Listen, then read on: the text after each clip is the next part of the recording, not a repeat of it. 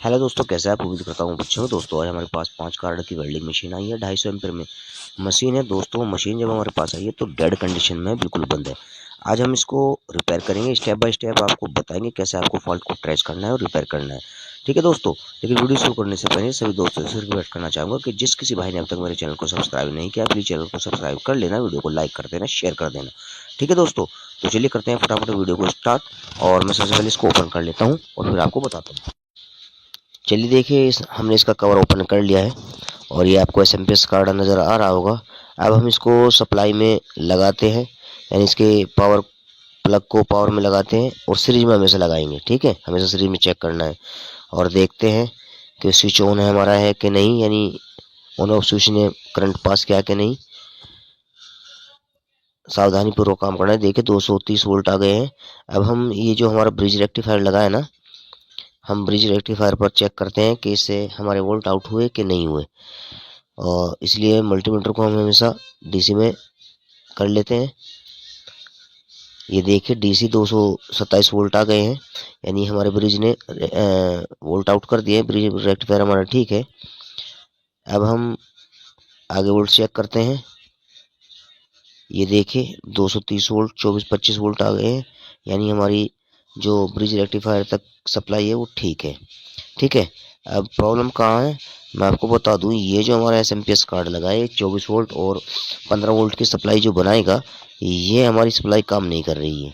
ठीक है, तो इसके लिए हम क्या करेंगे, सबसे पहले जितना भी इसके अंदर ये फिल्टर लगे हैं उनको उनके ऊपर 100 वाट का एक बल्ब लगाकर इनको डिस्चार्ज कर लेंगे, और डिस्चार्ज करने के बाद में पावर सप्लाई को बाहर निकाल लेते हैं और फिर इसको रिपेयर करते हैं। ठीक है दोस्तों, देखिए दोस्तों हमने पावर सप्लाई कार्ड इसका निकाल लिया है। अब हम इसमें अपनी पावर केबल कनेक्ट करते हैं और इसको दोबारा फिर सीरीज में कनेक्ट करते हैं। ठीक है दोस्तों, आपको हमेशा सीरीज में ही कनेक्ट करनी है, डायरेक्ट में कभी भी आप इसको चेक नहीं करेंगे। ठीक है दोस्तों, पावर देने के बाद में हम क्या करेंगे, हमारे जो दो कंडेंसर लगे हुए हैं, देखिए मैं आपको दिखा दूं, ये इस साइड में, तो यहाँ पर हम इन कंडेंसरों के ऊपर वोल्ट चेक करते हैं, क्योंकि यही वोल्ट हमारे एसएमपीएस ड्राइवर को जाएंगे और वही हमारे मॉसफेट को जाएंगे, जिससे हमारा ड्राइवर स्विचिंग करेगा। मैं आपको दिखा दूं, ये रहे दोनों कंडेंसर। ठीक है, 250 वोल्ट का कंडेंसर है, दोनों सीरीज में लगे हुए हैं। अभी हम यहाँ पर हमारे वोल्ट बिल्कुल ओके है, हमारा ड्राइवर उसके बाद भी स्विचिंग नहीं कर रहा है। अब ड्राइवर स्विचिंग क्यों नहीं कर रहा है, उसके लिए देखिए स्विचिंग कराने के लिए यहाँ पर ये एक मॉसफेट लगा है। ठीक है, ये मॉसफेट अगर काम नहीं करेगा तो हमारा ड्राइवर भी स्विचिंग नहीं करेगा। लेकिन ड्राइवर और आपके हमारा जो मॉसफेट लगा है इसके बीच में जो इसके कलेक्टर पिन है उनके ऊपर वोल्ट आने के लिए, और ये जो हमारे 22 आईसी लगी हुई है वो वोल्ट यहाँ तक जाने के लिए ये रेजिस्टेंस लगी हुई है। हम ये रेजिस्टेंस चेक करते हैं, और अगर ये रेजिस्टेंस हमारी ओके है, बर्न नहीं है, यानी 22 वोल्ट पर जो लगी हुई रेजिस्टेंस हमारी ओके है, तो फिर हमारा मॉसफेट ख़राब है। इसके लिए हम क्या करेंगे, सबसे पहले मॉसफेट को निकाल लेते हैं और चेक करते हैं। ठीक है, तो हम क्या करेंगे, अपना ये मॉसफेट निकालते हैं, उसके बाद इसको चेक करते हैं। चलिए हमने इसका मॉसफेट निकाल लिया है, अब मॉसफेट को चेक करते हैं। मल्टीमीटर को हम डायोड मोड पर कर लेते हैं।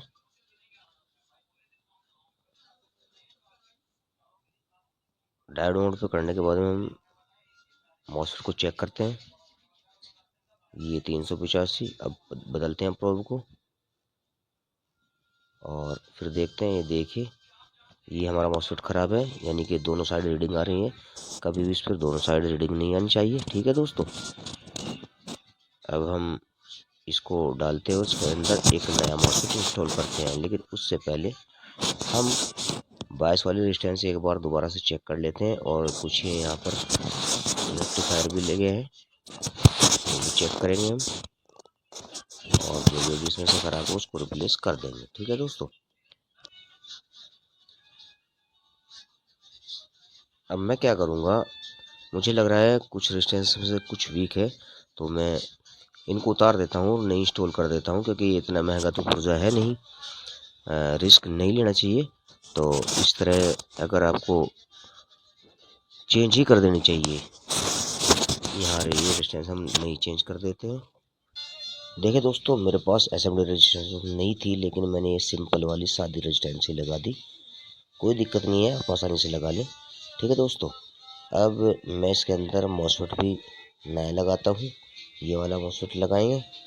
ठीक है दोस्तों, अब मैं इसको अच्छे से इसके ऊपर स्टिचिंग पेस्ट लगा करके इसके अंदर इन करता हूँ, फिर आपको दिखाता हूँ। देखिए तो मैंने इसमें मॉसफेट को इन कर दिया है, और मॉसफेट लगाने के बाद में हम अच्छे से इसको थिनर से साफ़ कर लेंगे। ठीक है, मैं हमेशा थिनर से साफ़ करता हूँ। आप किस चीज़ से साफ़ करते हैं मुझे कमेंट करके बताइए। ठीक है दोस्तों, मुझे तो सबसे अच्छा थिनर लगता है। देखिए अच्छे से साफ़ कर लिया मैंने इसको। अब हम क्या करेंगे, इसको पावर देते हैं। और पावर हम हमेशा आपको सीरीज में ही देनी है। मैं हर बार बता रहा हूँ आपको, सीरीज में ही चेक करनी है। सीरीज में हम इसको पावर देते हैं, और पावर देने के बाद हम चेक करेंगे हमारी एसएमपीएस के वोल्ट बने कि नहीं बने। ठीक है, यानी हमारे 24 वोल्ट आपको इसमें चेक कर लेने हैं, क्योंकि सबसे ज़्यादा 24 वोल्ट ही होते हैं। 24 वोल्ट की सप्लाई सबसे मेन होती है, तो हम हमेशा इसमें 24 वोल्ट ही चेक करेंगे। ठीक है दोस्तों, देखिए हमारे 24-25 वोल्ट बन गए हैं, हमारी एसएमपीएस ओके हो गई है। अब हम अपने कार्ड को मशीन के अंदर इन करेंगे। ठीक है दोस्तों, अब हम क्या करेंगे, सबसे पहले ये जो हमारा रेक्टिफायर है इसके ऊपर हीटसिंक पेस्ट लगाएंगे। देखिए मैं आपको बता दूं, आप जितने भी मॉसफेट आईसी हीटसिंक वाले यूज करेंगे उन सब के ऊपर हीटसिंक पेस्ट के बगैर उनको आपको नहीं इन करना है, नहीं बांधना है। ठीक है, यानी जब भी आप उसको इंस्टॉल करें उनके ऊपर अच्छे से हीटसिंक पेस्ट को लगा लें। ठीक है, हीटसिंक पेस्ट से क्या होता है, हीट अच्छे से ऑब्जर्व हो जाती है। आपका जो पार्ट्स है, आपकी जो मॉसफेट आईसी या जो भी ब्रिज जो भी आप लगा रहे हैं वो जल्दी से हीट की वजह से नहीं जलेगा। ठीक है, तो इसीलिए हम हीटसिंक पेस्ट का यूज करते हैं। काम आपको हमेशा सावधानी से करना है। ठीक है, बड़ी सावधानी से आप काम करेंगे। जब भी आप किसी कार्ड को आप सप्लाई देते हैं और सप्लाई से फिर उसको हटा करके चेक करना चाहते हैं, तो सबसे पहले उसके फिल्टर को डिस्चार्ज कर लेंगे 100 वाट के बल्ब से।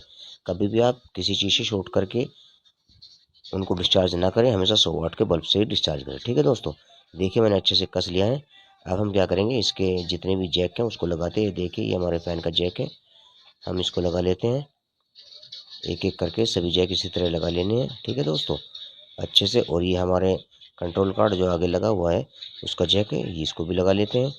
और ये हमारे जो है IGBT कार्ड जो हमारे साइड में लगा हुआ है उसका जैक है, ये पॉजिटिव और ये निगेटिव। ठीक है दोस्तों, इस तरह आप लगा लेंगे। अब हम AC वाले जो हमारे थिम्बल हैं इनको भी लगाते हैं। ये AC जो हमारे सीधे स्विच पे जाएंगे। ठीक है, न्यूट्रल और फेस ये भी लगा लेते हैं। इनको लगा लेने के बाद अब हम इसको सीरीज में इन करते हैं।